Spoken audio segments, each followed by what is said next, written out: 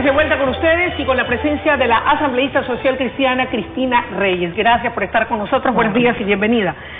Querían las cabezas, ahí están las cabezas, pero no para que estén menos de 24 horas privados de su libertad. Lo dijo Diana Salazar, fiscal del Ecuador, a propósito de las medidas sustitutivas que se dieron al expresidente Bucaram y al actual prefecto del Guayas, Carlos Luis Morales. ¿Comparte usted ese sentir, esa indignación y preocupación de la fiscal? Gracias, Luisa, por la oportunidad, por la entrevista. Un saludo a la gente de sus hogares, esperando que se encuentren bien, que se estén cuidando. El coronavirus va a pasar, Dios mediante, pero la peste, la real peste, llamada corrupción, tiene que ser extirpada, porque el país ya no puede vivir estos espectáculos circenses que involucran autoridades de elección popular, asambleístas, prefectos, ministros, o mafias políticas enquistadas en hospitales, en la administración pública. Eso se tiene que acabar. De allí que nuestro comunicado creo que ha sido absolutamente, Luisa, frontal y firme en función de que estas autoridades respondan frente a la justicia. La fiscal ha hecho su trabajo, ha hecho operativos.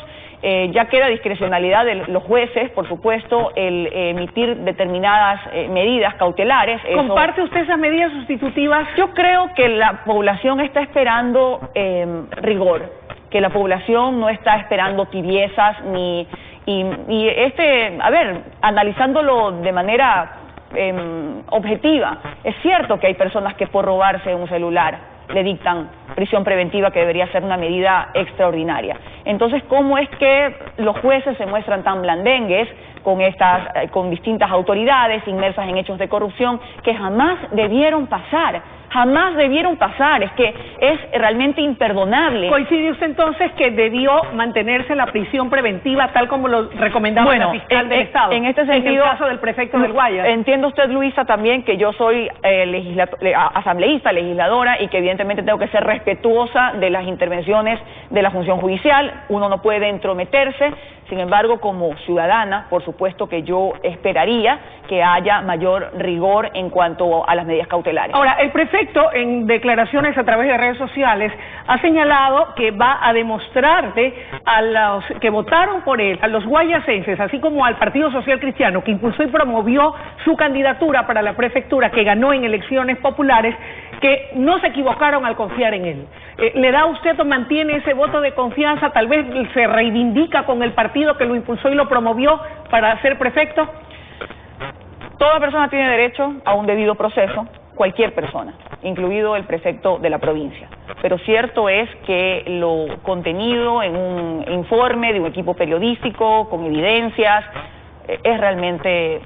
genera realmente muchas dudas, genera mucho malestar. Yo me siento realmente también indignada, como todos los actos de corrupción. Defraudada, decepcionada, desencantada. Como todos los actos de corrupción, como ver que se aprovechen en la compra de mascarillas, de kits alimenticios, estos ministros de la corruptura de los 25, comprando tallarines con gluten, con sobreprecios, las mascarillas en el IES, el reparto de los hospitales. Luisa, ¿en qué momento repartieron los hospitales y acabamos de tener también la detención de un legislador? Todo, por supuesto, que indigna, me uno a esa indignación, y lo único que espero es que se haga justicia, que la justicia llegue al fondo y que se determinen responsabilidades, y si las tiene, quien sea, del partido que sea adversario o sea aliado electoral en su momento, pues tiene que ir a la cárcel. Esta situación del prefecto del Guayas no afecta la imagen del Partido Social Cristiano como tal, porque ustedes lo escogieron, promovieron e impulsaron su candidatura.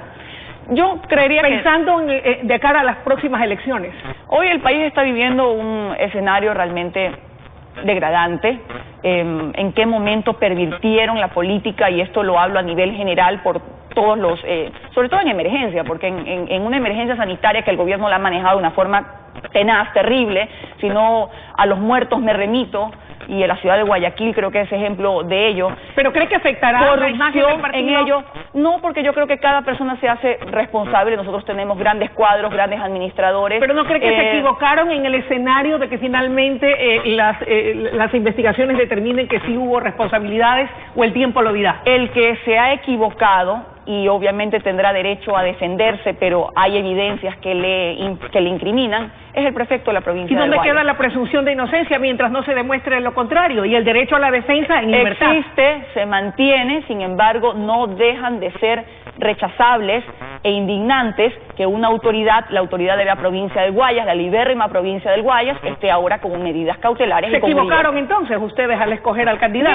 Mire, Luisa, quizá no es el momento de explicar temas de coyunturas electorales. Usted habla, se equivocaron, el señor ganó las elecciones en ese momento, o sea, no hubo una equivocación en sentido electoral, pero obviamente no podemos dejar de criticar, en este caso y en todos, en los ministros de gobierno, en el mal manejo de la economía, implicados en denuncias de corrupción. Todos los implicados tendrán, y en buena hora, nosotros no somos los alcahuetes, como salen otros a aplaudir, a tratar con otras deferencias a implicados en corrupción. Nosotros con rigor hemos exigido justicia y cuentas. ¿Amerita que sea destituido tal vez por la COTAP?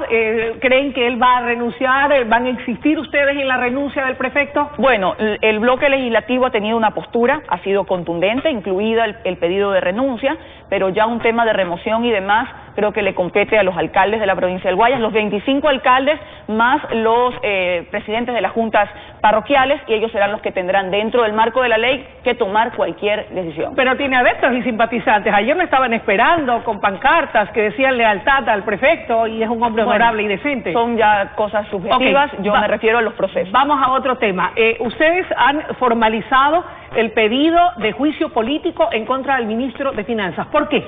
Vamos a eso también.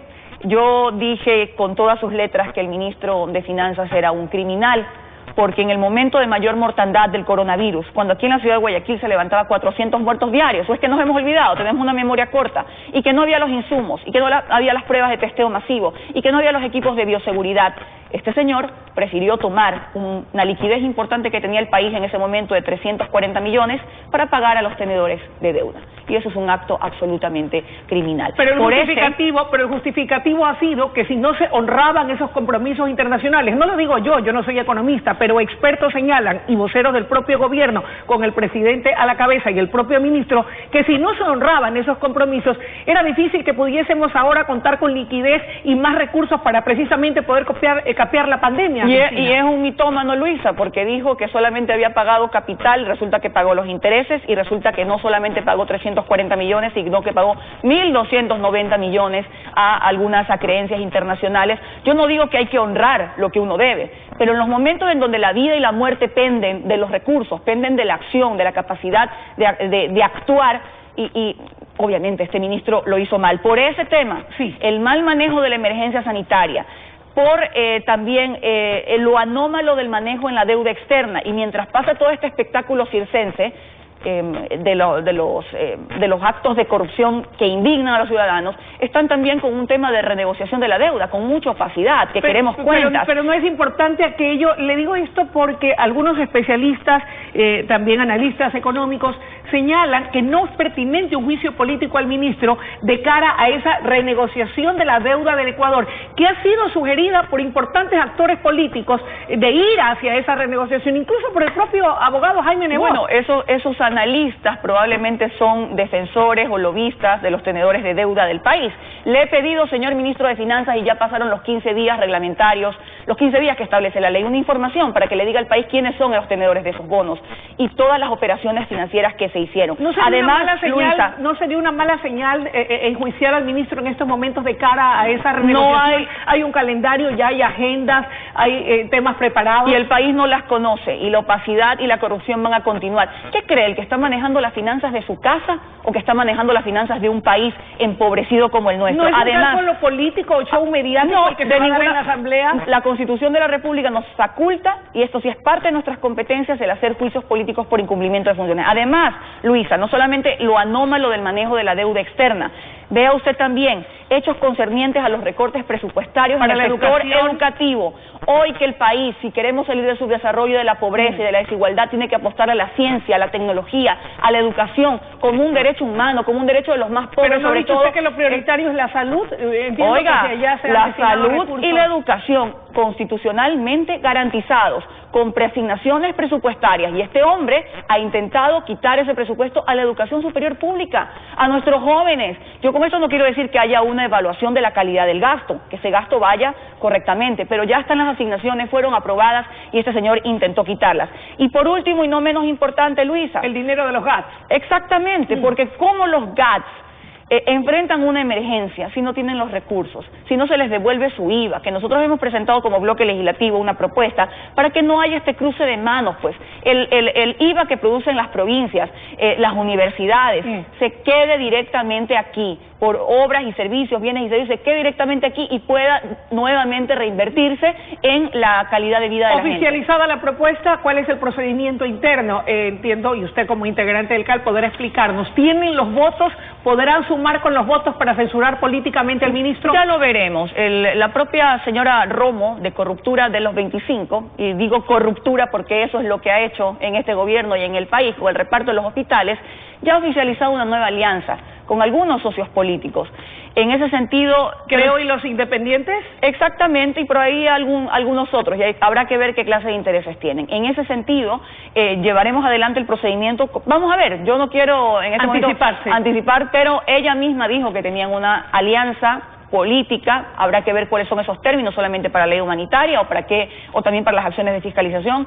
Brevemente el procedimiento tiene que esto ya ha sido presentado formalmente en la Asamblea, tenemos que calificarlo en el Consejo de la Administración Legislativa e inmediatamente deberá remitirse a la Comisión de Fiscalización para que el ministro pueda acudir, defenderse, iniciar un proceso y pues llevar adelante un juicio político por incumplimiento de funciones. Gracias por su presencia esta mañana aquí en la Noticia Primera Emisión. Gracias. Amigos televidentes, ha sido la intervención de la asambleísta Cristina Reyes del Partido Social Cristiano.